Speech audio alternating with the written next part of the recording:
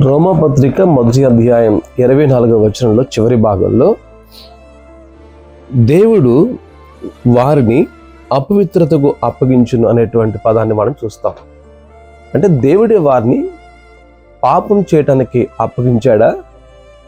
దేవుడే వారిని పాపం చేసేలాగా ప్రోత్సహించాడా? కానే కాదు. 24వ వచనం యొక్క అర్థం ఏంటంటే, మనుషులు వారు ఎంచుకున్న పాపాన్ని వారు చేయటానికి దేవుడు వారిని అప్పగించాడు. సూటిగా స్పష్టంగా చెప్పాలంటే, మనుషులు ఎంచుకున్న పాపానికి వారిని అప్పగించడం అని దీని అర్థం.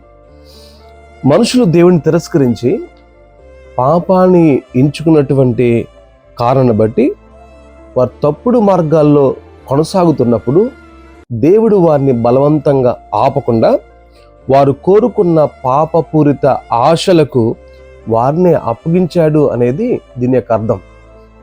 So God gave them up అనే పదాన్ని మనం ఇక్కడ చూస్తూ ఉన్నాం. దేవుడు పాపం చేయమని ప్రోత్సహించేవాడు కాదు. వారి వారి ఇష్ట ప్రకారం వారు వెళ్తారన్నప్పుడు అలా వెళ్ళనిచ్చాడు.